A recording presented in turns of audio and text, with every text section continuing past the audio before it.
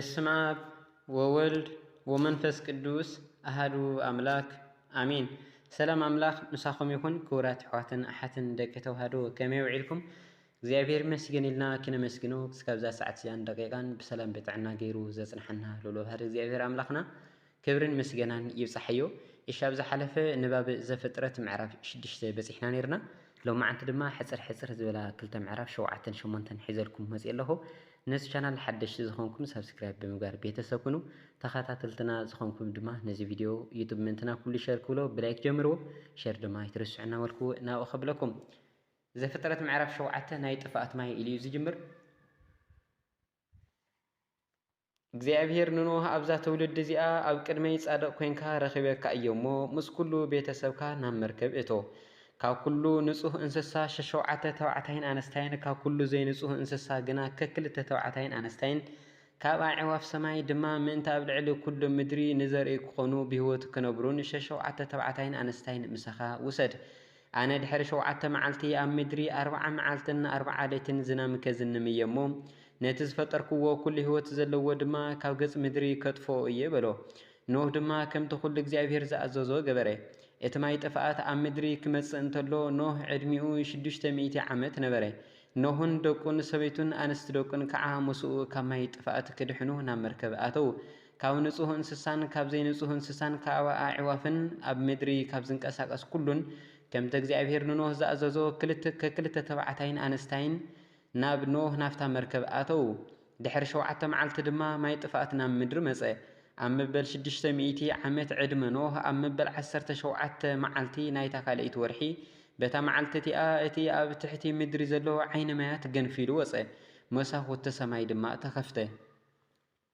ኣብ ምድሪ ከዓ 40 መዓልትን 40 ሌይትን ዘነመ። በታ መዓልቲ እቲኣ ኖህን ደቁ ሴምን ካምን ያፌትን ሰበይቱን ኣንስቲ ደቁን ናብ መርከብ ኣተው። ኩሎም ኣራዊት በብወገኖምን ኩሎም እንስሳ በብወገኖምን ኩሎም ኣብ ምድሪ ዘንቀሳቀሱ በብወገኖምን ኩሎም ኣዕዋፍ በብወገኖምን ክንፊ ዘለዎም ኩሉን ናብ መርከብ ምስኣቶም ኣተው።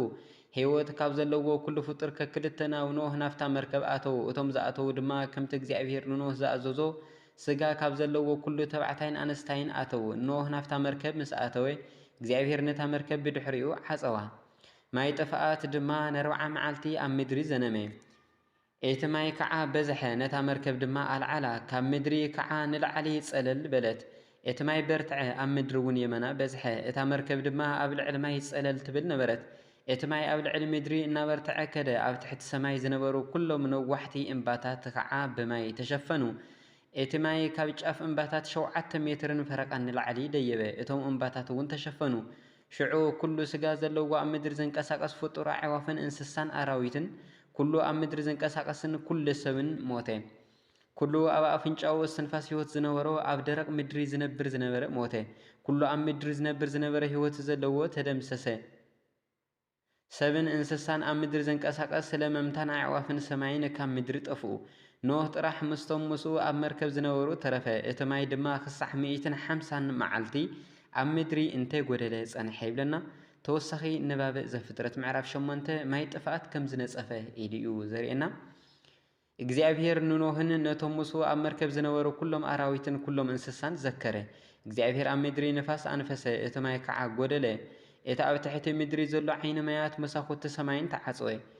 እቲ ካብ ሰማይ ዝዘንም ዝነበረ ዝናም እውን ጸሓየ። እቲ ማይ ድማ ካብ ምድሪ እናጐደለ ከደ። ኣብ መወዳእታ 150 መዓልትን ከዓ ጐደለ።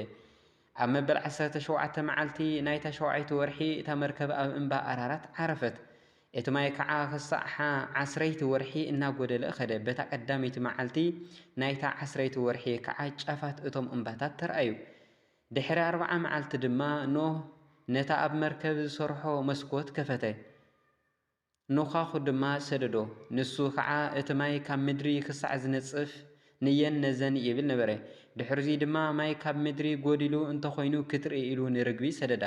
ኣብ ኩሉ ምድሪ ማይ ስለ ዝነበረ ግና እታ ርግቢ እግራ ተዕርፈሉ ኣይረኸበትን። ስለዚ እውን ናብኡ ናብ መርከብ ተመለሰት። ኢዱ ዘርጊሑ ድማ ተቐበላ።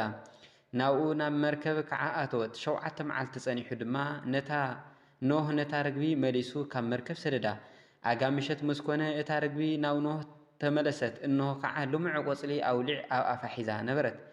ሽዑኖ ማይ ካብ ምድሪ ከም ዝነጸፈ ፈለጠ ከምኡውን ካልእ 7 መዓልቲ ጸኒሑ ነታ ርግቢ ሰደዳ ብድሕሪኡ ግና ናብ ኖህ ኣይተመለሰትን ኣብ መበል 601 ዕድመ ኖህ ኣብ ቀዳመይቲ ወርሒ ካብታ ወርሒ ድማ ኣብታ ቀዳመይቲ መዓልቲ እቲ ማይ ካብ ምድሪ ነጸፈ ሽዑ ኖህ ክዳን መርከብ ቀሊዑ ረኣየ እንሆ ከዓ እታ ምድሪ ነጺፋ ነበረት ኣብ መበል 27 መዓልቲ ናይታ ካልአይቲ ወርሒ እታ ምድሪ ፈጺማ ነቐጸት እግዚአብሔር ድማ ንኖህ ንስኻን ሰበይትኻን ደቅኻን ኣንስቲ ደቅኻን ካብታ መርከብ ወጽኡ ኩሉ ምሳኻ ዘሎ ህይወት ዘሎ ፍጡር ኣዕዋፍን እንስሳትን ኣብ ምድሪ ዝንቀሳቐስ ኩሉ ለመምታን ኣብ ምድሪ ክባዝሑ ምሳኻ ኣውጻእዮም ኣብ ምድሪ ድማ ይፍረዩን ይባዝሑን በሎም ሽዑ ኖህን ደቁን ሰበይቱን ኣንስቲ ደቁን ወጽኡ ኩሉ ኣራዊትን ኩሉ ዝንቀሳቐስን ኩሎም ኣዕዋፍን ኩሉ ኣብ ምድሪ ለመም ዝብልን ድማ በበዓልየቶም ካብታ መርከብ ወጽኡ ኖህ መስዋእቲ ከም ዘቕረበ ኖህ ድማ ንእግዚአብሔር መሰውኢ ሰርሐ ካብ ንጹህ እንስሳን ካብ ኩሎም ንጹሃት ኣዕዋፍን ወሲዱ ከዓ ዝቃጸል መስዋእቲ ኣብቲ መሰውኢ ኣቕረበ እግዚአብሔር ድማ ነቲ ጥዑም መዓዛ ኣጫነወ እግዚአብሔር እውን ብልቡ ሓሳብ ልቢ ወዲ ሰብ ካብ ንእስነቱ ጀሚሩ እኳ ክፉእ እንተኾነ ድሕሪ ደጊም ብሰንኪ በደል ሰብ ንምድሪ ኣይረግማን እየ ድሕሪ ደጊም እውን ከምቲ ዝገበርክዎ ህይወትን ዘለዎ ኩሉ መለሰይ ኣየጥፍኦን እየ ምድሪ ክሳዕ ዘላ ዘርእን ሓጺድን ዛሕልን ሙቆትን ሓጋይን ክረምትን መዓልትን ለይትን ከቶ ኣየቋርጽን ይበለ ይብለና ስለ ቃሉ ባዕድ ቤት ዝኾነ ልዑል ባህሪ እግዚአብሔር ኣምላኽና ክብርን ምስጋናን ይብጻሕዮ ንባብ ዘፍጥረት ምዕራፍ 9 ይቕጽል ወስብሐት ለእግዚአብሔር ልዑል ወለወላዲቱ ድንግል ወለመስቀሉ ክቡር አሜን سأزدانه لعنة